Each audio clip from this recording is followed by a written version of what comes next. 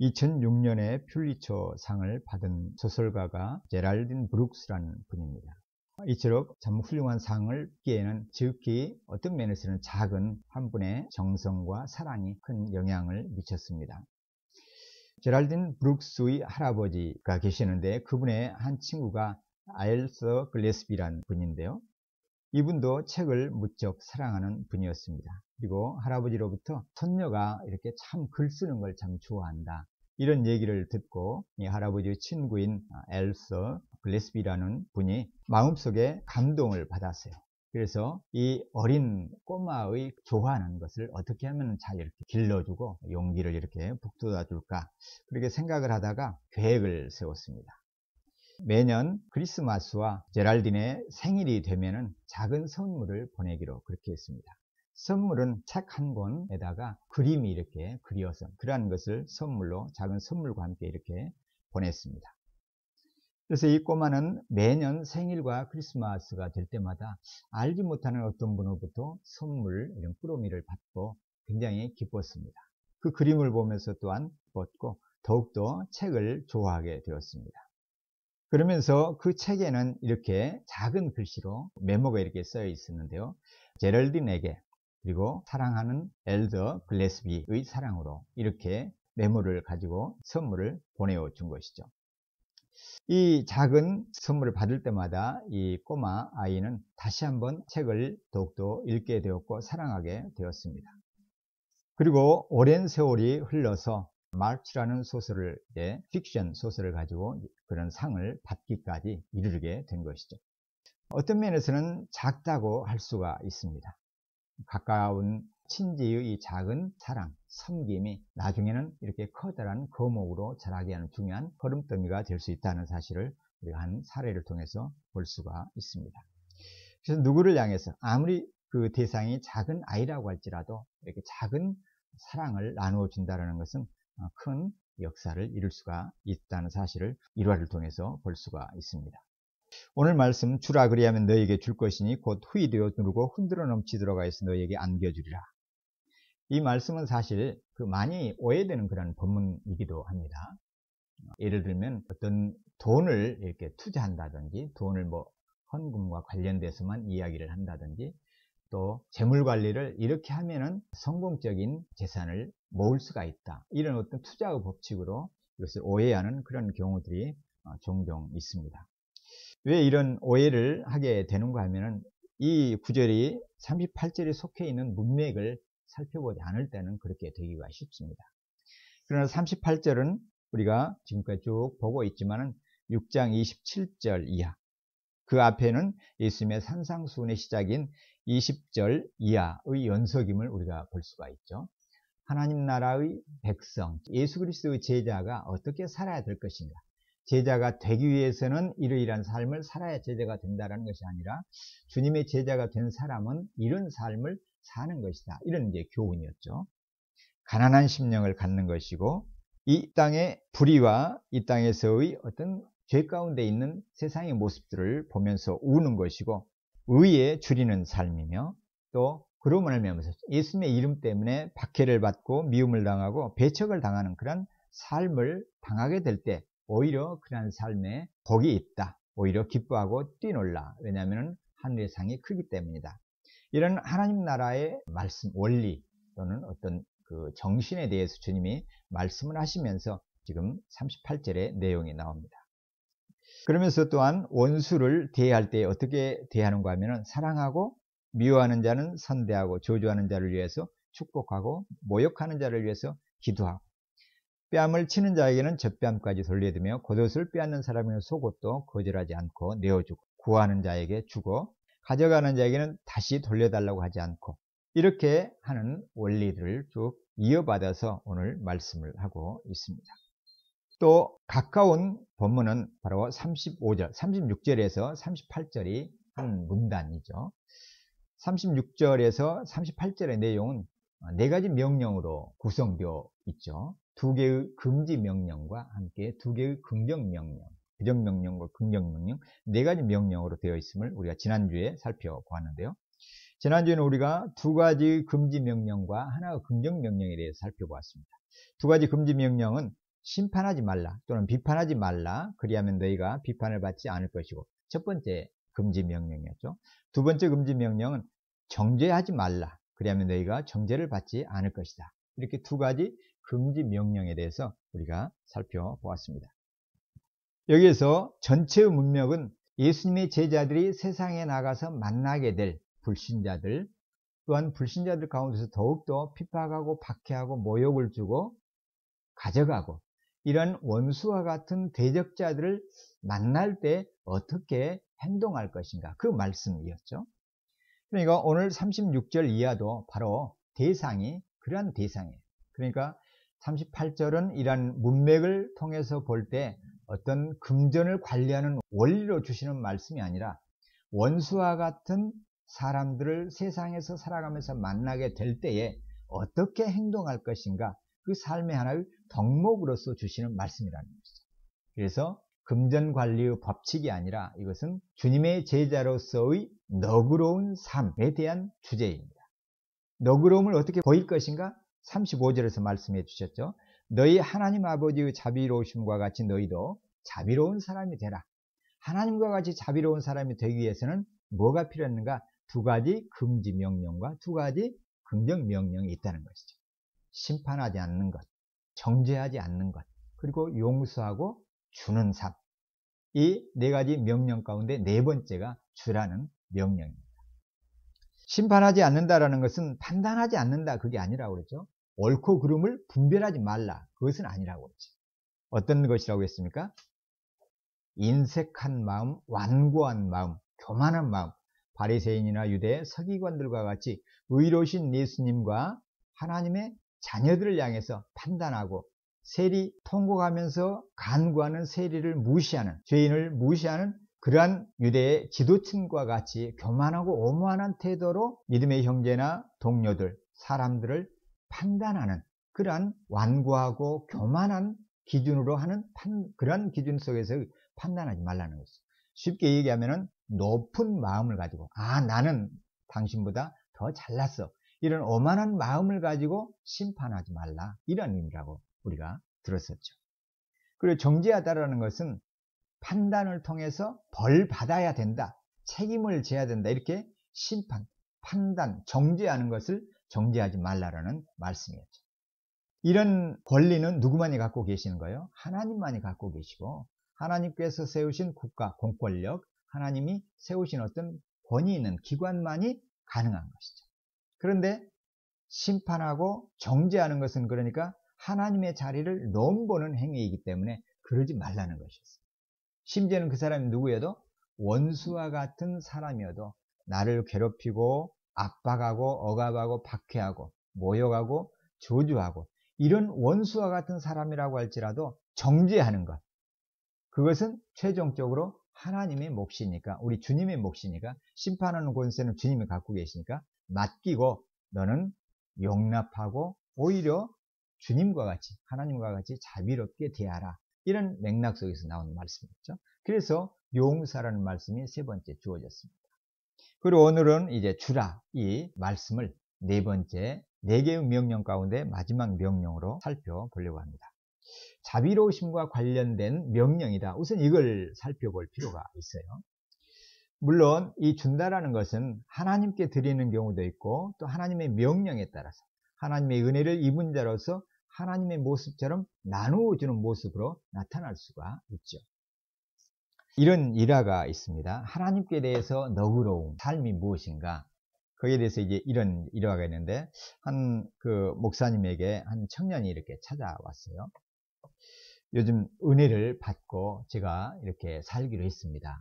제가 하나님의 은혜를 입고 나서 보니까 참 하나님께 드리는 것, 하나님의 뜻대로 이렇게 섬기는 것이 소중하다는 것을 제가 깨닫고 이제 다짐을 했습니다. 그래서 제가 사업을 하고 시작해서 소득을 얻게 되면은 제가 그 소득에 가능하면은 소득의 많은 부분을 하나님께 드리고 싶습니다.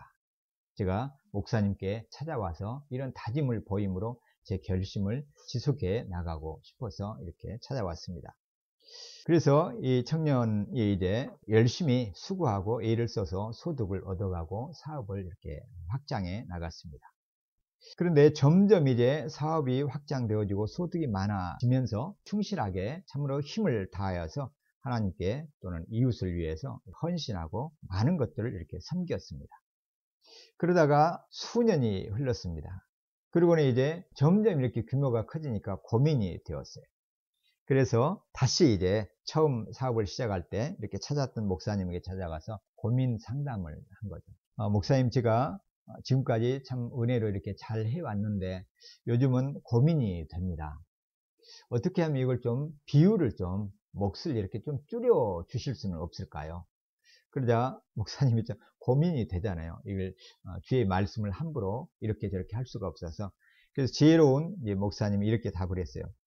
좋습니다. 그러면은 제가 하나님께서 정하신 원칙은 제가 이렇게 어떻게 할 수가 없지만 형제 드리는 분량은 제가 작게 해달라고 기도는 해줄 수가 있겠습니다. 이렇게 대답을 했어요. 참 지혜로운 분이라고 생각을 들어요. 그건 뭐예요? 결국 이 소득이 줄어들게 하겠다, 그렇게 기도하겠다. 그 말은 이 시험을 잘 이겨서 열심히 드리는 삶을 살라는 그런 이제 부정적인 이제 격려이겠죠.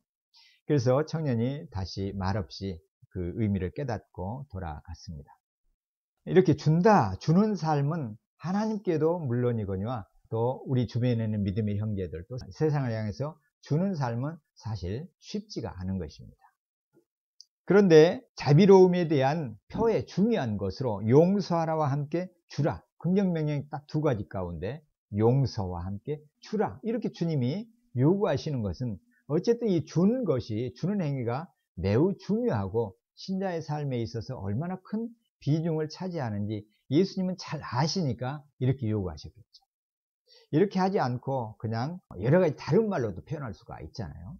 그렇지만 주님은 give, 단순하게 이렇게 give, 이렇게 말씀을 하셨습니다. 주라. 그리하면 어떻게 한다고요? 너에게 줄 것이다. 여기서 줄 것이다 이 말은 주다 하니까는 마치 능동형으로 보이는데 사실 수동형이에요. 주는 것을 받게 되리라 이 말이죠. 받게 되리라. 주라. 그리하면 너희가 받을 것이다 이 말이죠. 그러면은 주는 사람, 주어야지 받게 되는 것을 말을 하죠. 주는 삶. 이 주는 원리는 물론 하나님 앞에 드리는 것, 잠언 3장 9절 말씀처럼 네 재물과 네 수산물의 처음 익은 열매로 여호와를 공경하라. 그리하면 네 창고가 가득히 차고 내 포도주 틀에 새 포도즙이 넘치리라. 이렇게 잠언을 통해서 지혜를 주시죠. 여호와를 공경하는 것, 하나님께서 처음 익은 열매를 하나님께 드린다는 것은 뭐예요? 하나님이 이걸 받으시는 거 아니잖아요. 내가 이거 참 익은 것, 이 땅에서 가장 아름다운 거 내가 먹고 싶어. 그래서 하나님이 달라고 하는 것은 아니시잖아요. 영이신 하나님은 줄이시거나 배가 고프시거나 그러시지 않은 분이시니까. 그런데 왜 이렇게 하라고 하셨을까? 그러면서 처음 익은 열매로 여호와를 공경하라 이렇게 말씀하시는 거 보면은 하나님을 공경한다라는 것은 물질을 가지고 하나님께 드리는 행위는 그 자체의 중요함보다는 마음의 중심, 삶의 중심이 어디에 가 있는가를 나타내는 그런 태도이기 때문에 하나님께서 이걸 요구하시는 것이죠. 한 해 동안에 하나님께서 곡물을 길러주시는 거 잘 가꾸도록 병충해로부터 예방을 시켜주시고 또한 자연재해로부터 막아주시고 내가 땀을 흘리고 수고했지만은 결정적으로 하나님께서 도와주셔서 이 소득을 얻게 되었습니다. 이런 고백이잖아요. 은혜의 고백. 그걸 하나님 기뻐하시는 것이죠. 처음 익은 열매. 그것도 뭐 무시할 수는 없지만 처음 익은 열매라는 건 가장 소중한 것이다라는 의미를 가지니까. 그렇지만 그 마음, 처음 익은 열매를 하나님 앞에 드리는 그 마음을 하나님께서 기뻐하시는 것이죠. 그래서 그러한 사람에게 그 하나님의 기쁨의 표시로 창고가 가득히 차고 포도즙 틀에 새 포도즙이 넘치도록 하겠다. 넘치리라 이렇게 말씀을 하시는 이유는 바로 그러한 신자의 모습을 격려하시는 것이죠. 작은 아이 소녀에게 사랑하며 내가 이러한 선물들을 책을 보낸다라는 그 엘버트 여사의 하나의 모습과 같이 아버지 하나님도 그러한 태도이죠. 그리고 이 땅의 물질은 어떤 면에서 재산이 많아지면 근심도 같이 오는 경우가 참 많죠. 그렇지만 잠언 10장 22절에서는 어떤 부요를 주시겠다고 하시는가 하면은 여호와께서 주시는 복은 사람을 부하게 하고 그렇지만 근심을 겸하여 주지 않는다. 이렇게 말씀을 하셔요. 하나님이 주시는 복은 근심이 따르지 않는 복을 주시겠다는 거죠. 그것은 하나님을 경외하면서 사는 사람에게 주는 은혜이고 복이신 것이죠. 특별히 그러면은 어떤 사람에게 하나님께서 은혜를 베푸시는가 하면은 잠언의 기준에 보면 잠언 19장 17절에서는 가난한 사람을 불쌍히 여기는 것, 이런 사람을, 이런 모습을 하나님께서 기뻐하시는 것을 볼 수가 있어요. 심히 삶이 어려운 사람, 역경 가운데 있는 사람, 곤고함 가운데 있는 사람을, 그러한 나라나 사회나 그러한 사람들을 불쌍히, 긍휼히 여기는 것, 자비로움이죠. 하나님의 자비죠. 불쌍히 여기는 것은 여호와께 빌려드리는 것이다, 꾸어주는 것이다, 이렇게 말씀을 하셔요. 참 하나님이 경제관계의 용어로 이렇게 적절하게 표시를 해 주시는 것을 볼 수가 있어요. 하나님께 꾸어주는 것이다.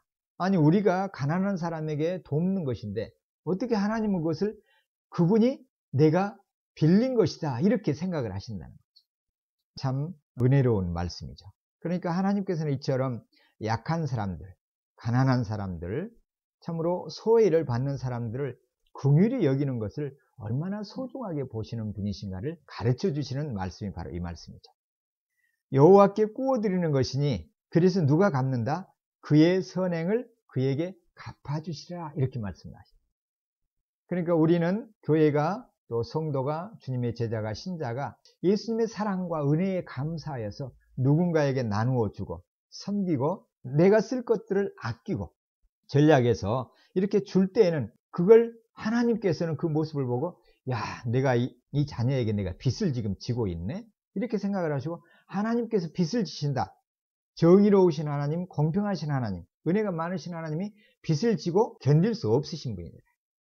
빚 지지 말라고 말씀하신 분이래요. 그러니까 그 사람에게 오히려 그 빚을 갚아주신다, 이렇게 말씀을 하시죠. 참 하나님의 마음이 어디에 있는가를 알 수가 있는 대목입니다. 한 교수님을 아는데 그분은 이제 머리를 이렇게 길게 길어요. 그러니까 그 대학 캠퍼스에서 교수님이 이렇게 머리를, 남자 교수님이 길게 기는 것은 보기가 별로 좋지는 않잖아요. 물론 단정하게 빗고 머리를 이렇게 묶었지만은, 그래서는 이상하다, 멋도 좀 독특한 그 멋을 갖는 분이구나, 저분이 무슨 예술가인가, 음악을 하는 분인가, 이런 이제 첫 인상에는 그런 생각이 들었는데, 나중에 이제 이분을 뵙고 이렇게 대화를 통해서 알게 된 것은 선교지를 생각하면서 돕기 위해서 그걸 머리를 기른다는 거죠. 또 우리 그 사회에서 소아암 그 어린 아이들을 돕기 위해서 그런 캠페인이, 머리 기르는 운동. 머리를 길러서 다짐을 하고 길렀다가 25cm 정도 되면은 잘라서 보내면은 그걸 가지고 가발을 만들 수가 있대요. 그러면은 소아암으로 이렇게 머리를 다 잃은 어린 아이들이 가발을 이렇게 하나 머리를 새로 얻게 되는 그러한 그 단체에도 있더라고요. 이런 모습들을 볼 때 하나님께서는 하나님의 은혜에 감격하여서 이런 행동을 하면은 하나님께서는 그것을 작은 것이지만은 그 마음을 보시고, 야, 내가 빚을 지고 있구나, 내가 이제 이 빚을 갚아야 되겠다, 이렇게 하나님은 생각을 하신다는 것이죠.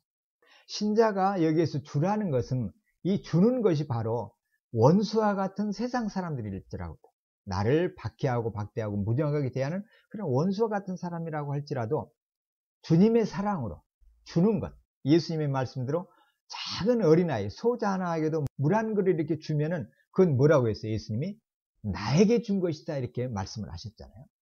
옥에 갇힌 죄수에게, 옥에 갇힌 사람에게 조그마한 애정을 보이는 것, 돕는 것, 그것도 나를 향해서 주는 것이다, 이렇게 주님이 보신다고 우리 말씀을 하시죠. 준다라는 것은 바로 이거예요. 대상이 뭐예요? 우리가 줄 필요가 어떤 면에서 없는 사람이에요. 오히려 주는 것은 그냥 외면해버릴 사람, 관계를 끊고 주기는커녕 오히려 빼앗는다든지 우리가 뭔가를 그냥 얻어낼 그러한 대상이죠. 그럼에도 불구하고 주는 삶, 그러한 사람에게 하나님께서는 받게 되리라는 약속을 주시는 거예요. 근데 이 수동형을, 그러면 누군가가 주는 사람이 있을 거 아니에요. 주라, 그리하면 너희가 받게 되리라. 수동형으로 되어 있으니까 주어가 누굴까요? 주는 사람일까요? 아니면 다른 사람일까요? 여기 대해서는 크게 두 가지로 이렇게 보는데요. 주라, 그리하면 받게 되리다. 그럼 누구로부터 받는가 하면은 그 내가 준 사람, 우리가 준 사람으로부터, 준 단체로부터 받게 된다. 이렇게 해석을 하는 입장이 있고, 또 하나는 그게 아니고 하나님께서 친히 주신다. 이렇게 이해하는 입장이 있어요. 더 견고한 주석은 후자가 더 견고하다고 생각을 하는데요. 왜냐하면 이것은 예수님께서 예수님의 제자들을 향해서 주시는 말씀이기 때문에 그러합니다. 주님께서 주시는 명령이시기 때문에. 그런 면에서는 주는 자에게 하나님께서 갚아주시겠다. 신구약 성경을 통해서 볼 때 하나님의 마음이니까 하나님께서 그것을 외면하지 않고 주신다라는 말씀으로 보는 것이 1차적입니다. 그러나 또한 일반 상식면에 있어서도 우리가 32절 이하에서도 보았잖아요. 사랑하는 사람을 사랑하면 칭찬받을 것이 무엇이냐? 죄인들도 사랑하는 자를 사랑한다. 33절은 너희가 만일 선대하는 사람을 선대하면 칭찬받을 것이 무엇이냐? 죄인들도 이렇게 한다. 무슨 말이에요? 예수님을 믿지 않는 불신자들도 사랑하는 사람, 선대하는 사람은 사랑하고 선대할 줄 안다는 것이죠. 아무리 약한 사람도 어떤 경우는 우리가 끊임없이 주고 베풀고 섬기면은 그러한 사람을 향해서 그 악한 자가 끝까지 배척하고 모욕하고 미워하지 않고 오히려 선대하고 사랑까지 줄 수도 있다. 물론 이것은 절대적인 것은 아니죠. 끝까지 냉정하게 또는 박대하고 학대하는, 그러니까 선을 악으로 갚는 그런 사람들도 있습니다. 오늘 우리 한반도의 현실이 그러하잖아요. 끊임없이 뭔가를 나누어 주고 베풀고 보내지만은 돌아오는 것은 늘 침략이고 사람을 납치하고 폭탄을 쏘는 그러한 원수와 같은 세력들도 있습니다. 그러나 그럼에도 불구하고 우리의 몫은 뭐예요? 주는 쪽에 있다. 주는 쪽. 상대방이 어떻게 하느냐를 바라보지 않고 무조건 주는 것이 주님의 명령에 있는 것이고, 그러면 그러한 삶에 대해서 이 땅으로부터는 대가가 없다고 할지라도 그것을 하나님께서 부어주는 것으로, 빛을 지는 것으로 여기고 갚으신다는 것이죠. 물론 이 땅에서도 갚지 않아질 수도 있죠. 그렇지만 최종적으로는 하나님께서 상을 베푸시는 것이죠. 물론 이 상을 우리가 오해를 해서는 안 되죠. 처음 우리가 심령이 가난한 자는 복이 있나니 하나님 나라가 너희 것이며, 이 말씀을 가난하게 살면서 많은 사람에게 나눠주는 살면 천국에 들어갈 수 있다, 이렇지 않다라고 했죠. 철저하게 구원과 천국에 들어가는 것은 하나님의 은혜라고 했죠. 그래서 공로를 통해서 천국에 가는 것은 아니고 천국에 들어가는 자가 나누는 삶, 가난한 삶을 산다라고 그랬죠. 그러한 삶에 대한 보상은 하나님께서 하신다는 것이죠. 그걸 무시할 수가 없는 것이죠. 자비를 재물을 통해서 베푸는 삶을 통해서 전도서에서도 11장에 보면은 지혜롭게 하도록 지혜를 요구하고 있죠. 11장 1절에 보면 너는 내 떡을 물 위에 던져라. 여러 날 후에 도로 찾으리라. 7에게나 8에게 나누어 줄지어다. 무슨 재앙이 땅에 임할는지 내가 알지 못함이니라. 이렇게 전도자를 통해서 하나님은 지혜를 주십니다. 이 말씀은 간단하게 내 떡을 물 위에 던져라, 여러 날 후에 도로 찾으라, 여러 가지로 해석할 수가 있지만 그 가운데 하나는 배를 타고 가다가 풍랑을 만날 때와 같이, 풍랑을 만나면 어떻게 해야 되는 거예요? 배를 가볍게 해야 되죠. 그래서 최대한 무게를 줄여야 되죠. 그래서 불필요한 것들은 다 집어 던지는 것이죠. 이런 맥락에서 보면은 우리가 위험을 분산하는 것을 말할 수 있죠.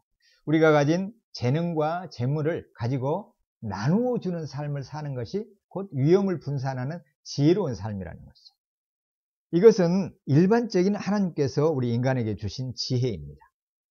우리가 가진 은사와 재능을 나만을 위해서 투자하는 것보다는 이렇게 나누어 주는 삶을 어려서부터 계획을 세우고 해나갈 때 하나님께서 주신 지혜에 따라서, 말씀에 따라서 그렇게 해나갈 때 그 삶이 안전한 삶을 살 수가 있는 것이죠. 그렇잖아요. 일평생 많은 것을 축적하고 재산을 불렸는데, 그래야 수십조를 불린 재벌도 있죠. 그런데 그가 이 땅을 떠나갈 때는 아무것도 갖고 가지 못하잖아요. 그래서 천국에서의 평가 기준은 뭐예요?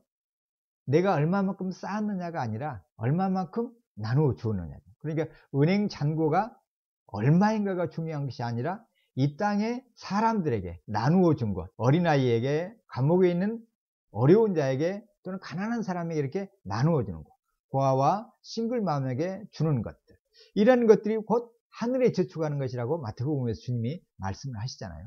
그러니까 하늘의 잔고에는 누가 가장 많은 거예요?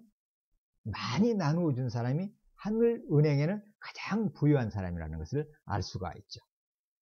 그래서 예수님 고린도 후서에서도 경제의 원리 가운데 하나, 자비로움과 관련해서 이렇게 말씀을 가르쳐 주시죠. 고린도서 8장 14, 15절에 보면 이제 너희의 넉넉한 것으로 사람들의 부족한 것을 보충함은 후에 그들의 넉넉한 것으로 너희의 부족한 것을 보충하여 균등하게 하려 함이라. 그러니까 성도들 사이에서 우리가 살아가다 보면 어떤 때는 넉넉할 수도 있고 어떤 때는 또한 어려워질 수가 있는 것이죠. 그러면 넉넉할 때 부지런히 이렇게 창고가 빈 사람들에게 나누어 주면은 우리의 창고가 빌 때는 받은 사람들로 인해서 우리의 창고도 채워진다, 이런 말씀이죠. 그래서 결국은 하나님 나라의 경제의 원리는 뭡니까? 기록된 것 같이 많이 거둔 자도 남지 아니하였고 적게 거둔 자도 모자라지 아니하였다. 균등케 하려는 것이죠. 하나님께서 원하시는 공동체, 신앙 공동체는 이런 사랑의 공동체, 정의의 공동체임을 알 수가 있습니다. 그리고 또한 주님께서는 그래서 고린도서 9장 6절에서도 적게 심는 자는 적게 거두고 많이 심는 자는 많이 거둔다 하는 말이로다.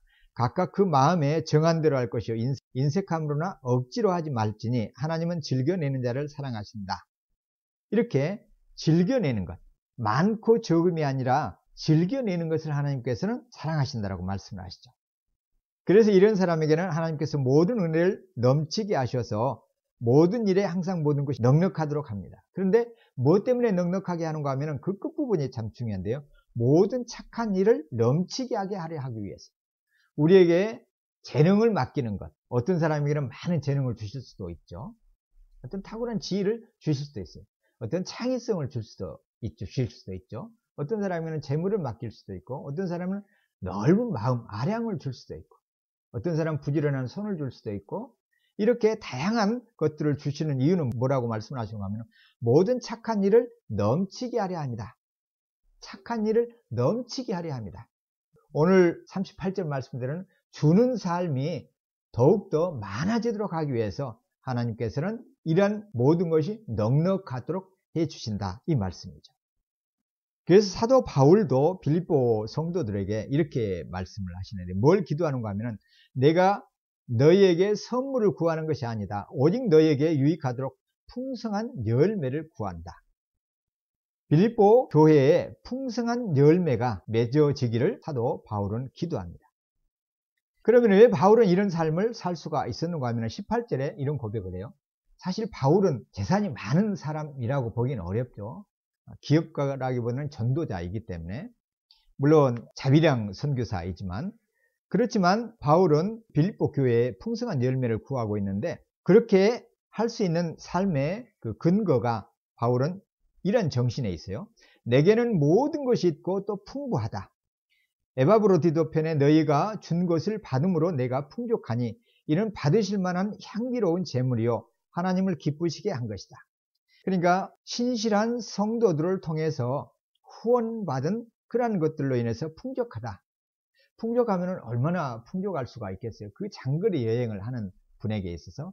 그렇지만 그가 아무리 비천한 상황에 있을지라도 그는 풍족하게 여겼던 분이죠. 그래서 모든 것이 풍부하다, 이런 고백을 합니다. 그러면서 이것이 곧 받으실 만한 향기로운 재물이다. 하나님을 기쁘시게 한 것이기 때문에 성도들을 통해서 복음 전도자에게 드려지는 그러한 것을 바로 향기로운 재물이다, 이렇게 보고 있습니다. 그러면서 빌립보서 4장 19절에서는 나의 하나님이 그리스도 예수 안에서 영광 가운데 그 풍성한 대로 빌립보 교회의 성도 너희의 모든 쓸 것을 채우시리라, 이렇게 말씀하고 있어요. 하나님의 마음임을 알 수가 있죠. 가난한 사람들에게 주는 것을 여호와 하나님께 꾸어준 것이다, 이렇게 말씀하신 것처럼 사도 바울도 하나님께서 빌립보 교회를 향해서 후원하며 선교사를 섬기는 그 교회를 향해서 주님의 영광 가운데서 그분의 풍성하신 대로 교회의 성도의 모든 쓸 것을 채워주시기를 기도하고 있는 것을 볼 수가 있습니다. 주는 삶에 대해서 바울이 주님의 마음으로 간절하게 간구하는 것을 볼 수가 있죠. 제가 설교를 준비하다가 한 분의 그 삶을 기록해 놓은 글을 보고 굉장히 이렇게 도전을 받았는데요. 맷 프리드맨이라는 분이 The Accountability Connection이라는 책에서 한 분 아주 그 신실한 신자를 이렇게 소개하고 있어요. 이분이 18세기에 사셨던 복음 전도자요, 교수요, 목사님이셨던 분인데 존 웨슬레라는 분이에요. 1703년에 태어나셔서 1791년에 이렇게 하나님 품 안으로 가신 분인데요. 이분은 사실 굉장한 부자였더라고요. 제가 도전을 받은 것은 이분이 신앙이 좋고 재산이 많고 그리고 복음 전도자의 훌륭한 삶을 살아서 도전이 되었다기보다는 더 큰 도전은 이분의 그 지출 명세서 이걸 보고 도전을 받았는데 이 이제 책에 이 소개를 했어요. 요한 웨슬레의 소득 그리고 생활비 그리고 나누어 주는 이렇게 그 분량을 기록을 해 놓았더라고요. 첫 번째 이분이 이제 돈을 벌기 시작한 첫 번째 수입이 30파운드였어요. 이분이 30파운드 받을 때 생활비로 28파운드를 썼어요. 그러니까 93% 그만큼 기초 생활비가 크다라는 것이죠. 그러니까 이 소득이 그렇게 높지 않은 소득임을 알 수가 있죠. 당시 이제 영국의 기준으로 볼 때. 그리고 그 가운데 2파운드를 이렇게 나누어 주었어요. 그리고 2년째에는 소득이 2배로 뛰어서 60파운드를 얻었습니다. 그리고 생활비로 28파운드를 썼어요. 그러니까 첫 번째 소득 30파운드 받을 때도 28파운드를 썼죠. 두 번째에도 소득은 2배로 늘어났는데 생활비는 그대로였어요. 28파운드. 그럼 나머지 32파운드를 어떻게 했는가 하면 주었어요. 나누어주는 삶을. 그리고 이제 세 번째 해에는 또 3배로 소득이 늘었어요. 90파운드를 얻었습니다. 그리고 생활비는 여전히 28파운드. 그리고 나머지 62파운드를 얘는 3분의 2를 나누어 주었습니다. 네 번째에도 또 참 놀랍게도 매년 이렇게 30파운드씩 늘어나요. 그러니까 120파운드를 소득을 얻었고 그 가운데 여전히 생활비로는 28파운드만 지출되었고 나머지 92파운드가 이렇게 내어주는 삶을 살았습니다.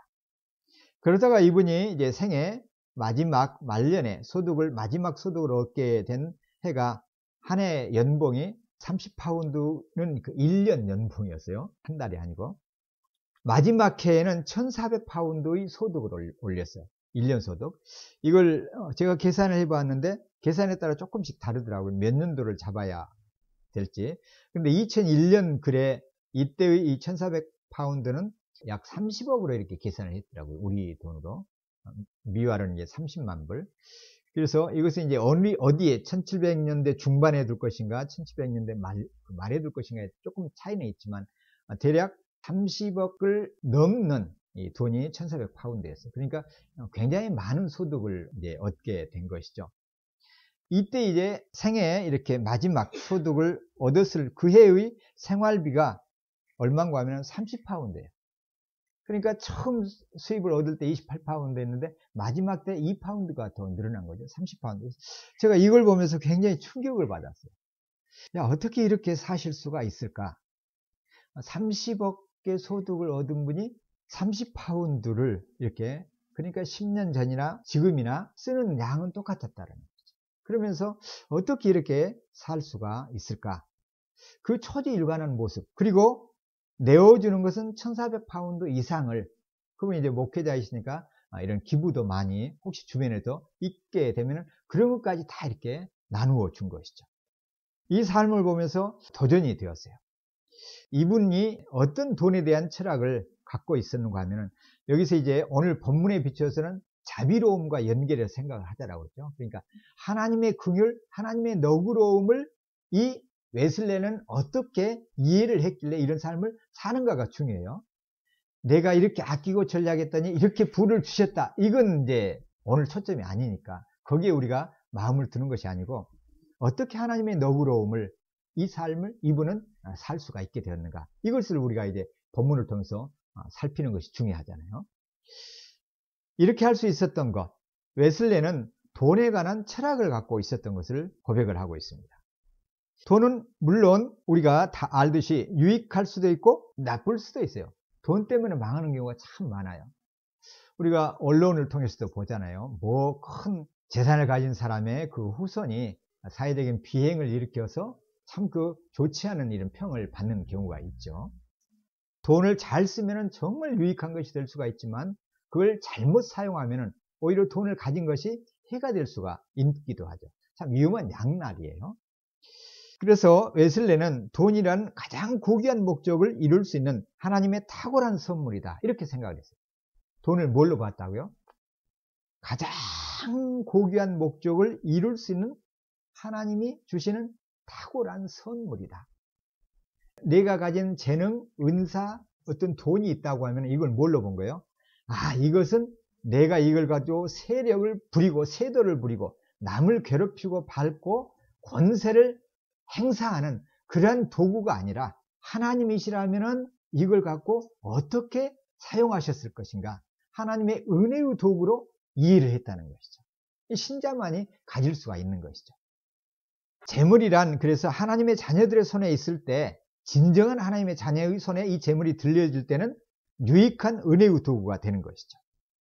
가난한 사람들에게는 먹을 것이 되겠고, 목마른 사람들에게는 음료수가 되어줄 것이고, 헐벗은 사람들에게는 의복이 될 것입니다.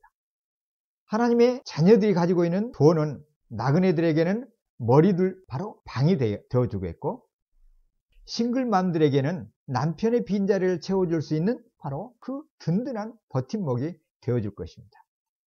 아무도 없는 고아들, 돌자가 없는 고아들에게는 그 아버지의 빈자리를 제공해 줄 수 있을 것입니다. 그래서 우리 그리스도인들, 오늘 예수님이 말씀하시는 이 제자들에게는 억압당하는 사람들에게 그 제자들이 수중에 갖고 있는 재물은 변호사가 될 수가 있고, 아니 제자들이 지혜를 갖고 있다고 하면 신자인 변호사라고 하면 바로 억압당하는 사람들을 위해서 변호해주는 달란트가 되어주겠죠. 몸이 아픈 환우들에게는 건강의 수단이 되어줄 것이고, 고통 가운데 있는 사람들에게는 안식자가 되어줄 것입니다. 시각장애우에게는 눈이 되어줄 것이고, 발이 불편한 사람에게는 발이 될 수가 있습니다. 이처럼 신자에게서, 예수님의 제자에게 있어서 맡겨지는 재능과 물질은 사망의 문을 들어올리는 기중기가 되어줄 수 있습니다. 그렇기 때문에 웨슬레는 이런 강조를 하는데요. 하나님을 경외하는 모든 사람은 이 고귀한 선물을 이용하는 방법을 익히는데, 그리고 이 재물을 가지고 하나님의 영광스러운 목적을 위해서 어떻게 가장 잘 쓸 수 있는지, 이 지혜를 배우는데 가장 큰 관심을 가질 것이다, 이렇게 설교하고 있습니다. 재물과 은사를 어떻게 하면 지혜롭게 사용할 것인가, 이것에 대해서 깊이 연구하고 배우라는 것이죠. 웨슬레는 여기에 대해서 간단한 규칙을 제시하는데요. 어떻게 물질을 지혜롭게 사용할 수 있을 것인가? 첫 번째 원리, 할 수 있는 한 모든 소득을 창출하십시오. 두 번째, 할 수 있는 한 모든 소득을 저축하십시오. 세 번째, 할 수 있는 한 모든 것을 주십시오. 웨슬리는 이 원칙에 따라서 살다가 1400파운드나 되는 그 수십억이 되는 소득을 얻었어도 초지일관하게 최저의 생계비로 살고 나머지를 이렇게 줄 수가 있었던 것이죠. 그래서 웨슬리는 이 땅을 떠나면서 자신에게 단 10파운드라도 남겨져 있다고 하면은 자기 자신을 절도요 강도라고 말하십시오라고 유명한 유언을 남겼다고 합니다. 사실 이런 삶은 주님이 보여주신 삶이죠. 30절에서 이런 삶을 사는 사람에게 아까 사업가에게도 은혜를 주셨던 것처럼, 또한 요한 웨슬레도 이러한 은혜를 받았던 것처럼 주는 사람에게 어떻게 하는가? 후히 되어 누르고 흔들어 넘치도록 하여서 너희에게 안겨주리라, 이렇게 말씀하셔요. 너희가 헤아리는 그 헤아림으로 너희도 헤아림을 도로 받을 것이다. 후히 되어 누르고 흔들어 넘치도록, 이 표현은 당시 팔레스타인 문화 속에서 농경 문화의 표현이에요. 우리나라 옛날 시골에서도 그 농사를 지으면 이제 가을에 농사를 이제 탈곡을 하고 벼를 이렇게 가만히 이렇게 담거든요.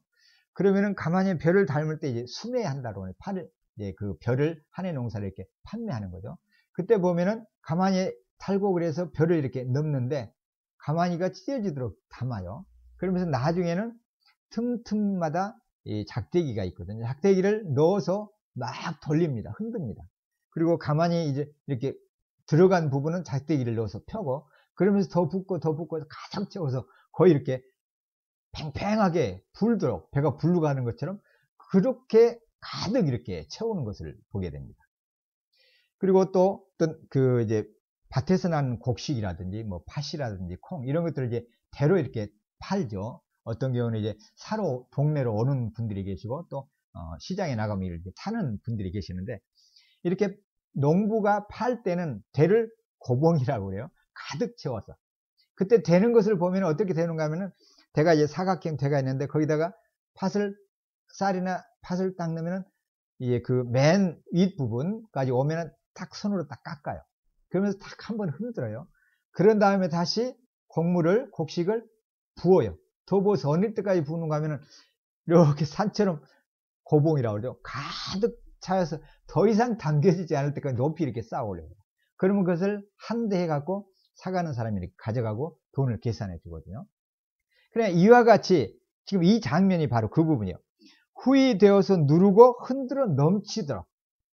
이것은 주는 사람에게 그렇게 안겨준다라고 할 때 쓰는 것이죠. 시골에서는 이렇게 사가는 사람, 가져가는 사람이 그렇게 가져가지만, 그런데 하나님께서 또 주는 사람에게는 이렇게 돌려받을 때는 이렇게 흔들어서 넘치도록 안겨주겠다, 이렇게 말씀을 하십니다. 그러면서 끝부분엔 너희가 헤아리는 그 헤아림으로 너희도 헤아림을 도로 받을 것이다. 여기서 헤아리다라는 것은 자를 말해요. 측량하는 거, 저울이라든지 자. 우리가 가진 헤아림으로 너희에게 도로 안겨주겠다. 그러니까 곡식을 주고 받을 때에 딱 깎아서 주는 사람은 깎아서 돌려받을 것이고, 가득 채워서 꽉꽉 눌러서 주는 사람에게는 그렇게 주겠다. 이런 이제 표현이죠.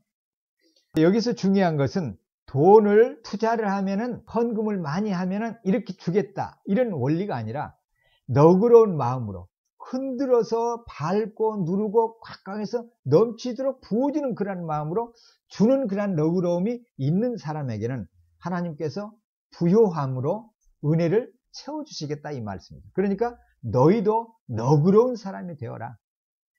원수와 같은 사람에게도 악감을 풀지 말고 냉정하게 이렇게 대하지 말고 오히려 넘치는 자비, 하나님의 부여하신처럼 넘치는 자비를 가지고 대하라, 이 말씀이죠. 이러한 삶을 주님께서는 오늘 우리에게, 제자들에게 가르쳐주고 있어요. 그런데 오늘 말씀을 대하면서 하나도 우리가 이 문맥을 통해서 살펴봐야 될 내용이 있어요. 우리가 줄 수 있는 환경이 있고, 우리가 생각할 때는 도무지 줄 수 없다고 생각되는 그런 환경이 있을 수도 있거든요. 어쩔 수 없이 도움을 받아야 될 상황에 있는 경우도 있어요. 그럴 때는 도움을 받는 것도 또한 하나님의 일을 하는 겁니다. 누군가에게 주의 일을 순종할 수 있도록 기회를 주는 거니까. 그럴 때는 받을 감사한 마음으로 받을 필요가 있어요. 성숙한 신앙을 갖게 되면 이런 부분도 자유를 가질 수가 있어야 되죠. 이렇게 주는 삶, 넉넉하게 자비로운 삶을 살도록 하는 것, 주님께서 오늘 이 명령을 요구하는 제자들의 형편을 볼 필요가 있어요. 지금 예수님이 12 제자들을 바로 불러 모으시고 난 다음에 이 일들을 지금 명령을 하시잖아요. 그러면 제자들은 어떤 사람들이에요? 갈릴리 호수에서 고기를 잡던 어부들이었고, 그러다가 예수님이 부르시자 그물과 배를 놔두고 부모님들을 뒤로 하고 가족과 친지들을 뒤로 하고 다 떠났던 사람들이죠. 재산과 소유를 다 버리고 예수님을 떠났던 사람들이에요. 그래, 이들에게 누군가에게 줄 수 있는 재산이란 거의 없는 거죠. 일용할 양식, 삶의 일상의 생활을 위해서 필요한 체조 생계비, 이걸 이제 갖고 사는 분들이잖아요.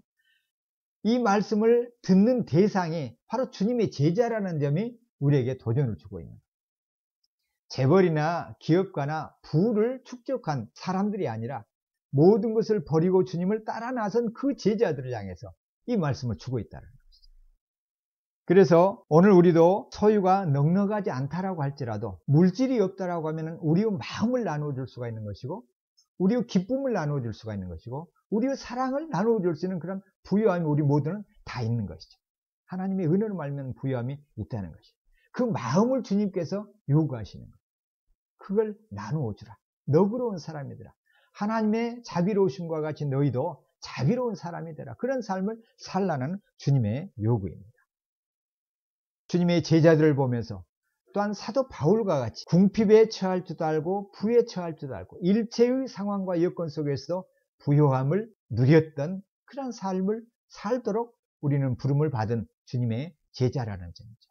가난하다고 해서 낭망할 필요도 없는 것이고 부자라고 해서 내 것이라고 누리는 것이 아니라 이것을 어떻게 하면 잘 관리할 것인가, 그 마음을 갖는 태도로 우리가 살도록 주님께서는 이 말씀을 통해서 우리에게 요구하고 있으시는 겁니다. 다시 한번 오늘 말씀을 우리가 들으면서 주님의 제자로서의 삶을 살도록 그 큰 은혜를 받은 우리가 가만히 생각을 해보면 우리가 하나님으로부터 받은 것은 얼마나 큰 것인가 생각을 해볼 수가 있죠. 인생은 공술의 공수거다, 그런 말이 있는데 우리는 그런 존재가 아니죠. 빈손으로 왔다 빈손으로 간 존재가 아니라 우리는 사실 죄로 말미암아서 죽었고 영원한 멸망에 처해질, 부채로 말하면 이 세상에서 가장 많은 빚을 진 사람들이에요. 지옥에 갈 만큼 그 죄의 빚을 진 사람들이니까. 그러니까 우리는 마이너스 인생에서 시작한 거예요. 그런데 마이너스 인생, 영원한 멸망의 빚을 진 우리들이 아무것도 없이 빚을 갚게 된 거잖아요. 은혜를 입은 사람들. 그러니까 우리는 그 자체로가 지극히 큰 재벌보다도 더 큰 부유한 사람이죠. 왜 그렇습니까? 하나님 나라를 소유했고 가장 부유하신 하나님을 우리 아버지로 삼게 되었고, 그래서 영원한 나라를 상속으로 받게 되었잖아요. 뭘 통해서? 예수 그리스도의 십자가의 구속의 은혜를 통해서. 우리가 구원을 위해서 한 것이란 아무것도 없거든요. 전적으로 빚진 자예요. 그저 은혜를 받았죠. 거저 받은 거예요. 모든 것이 전부 다. 그러니까 우리의 인생은 거저 받은 은혜의 인생이고, 그래서 예수님이 하나님의 말씀을 통해서 거저 받았으니 너희는 거저 주라, 이렇게 말씀을 하실 수 있는 이유가 거기에 있죠. 신자의 삶, 주님의 제자의 삶은 바로 여기에 있습니다. 그러니까 우리가 가진 작은 것이 있다고 하면 이것은 내 것이 아니죠. 하나님께서 우리에게 맡기신 거예요. 우리를 청직이라고 하죠. 청직. 관리자예요. 어떻게 우리가 잘 관리하는가에 따라서 천국의 계좌가 정해질 뿐이죠. 주님은 바로 이 말씀을 우리에게 그래서 주라라고 말씀을 하시는 거예요. 우리는 은혜로 사는 삶이기 때문에 우리가 가진 것이 조금이든 많든 간에 많이 나누어 준 만큼 주님의 말씀에 따라서 사는 은혜로운 삶을 사는 자들, 우리가 그러한 자리로 부름을 받은 부유한 사람, 넉넉한 사람, 참으로 너그러움을 우리가 선물로 받은 사람. 왜 그렇습니까? 부유하신 분이 우리 아버지시고 우리 안에 계시기 때문에 그래요. 그러니까 누구도 부러워할 게 없어요. 가장 귀한 보물을 우리가 갖고 있기 때문에. 그래서 우리가 작은 것이라도, 냉수 한 그릇이라도 우리가 주는 쪽에 있는 것이지 받는 쪽에 있는 삶을 살도록 우리가 부름을 받지 않았다는 것이 오늘 말씀입니다. 한 주일의 삶 속에서 우리가 우리의 마음을 넓게 열고 하나님의 너그러우심, 자비로우심과 같이 나누며 내어주는 부유한 우리의 삶이 되기를 기도하고 그런 삶을 우리가 살도록 합시다.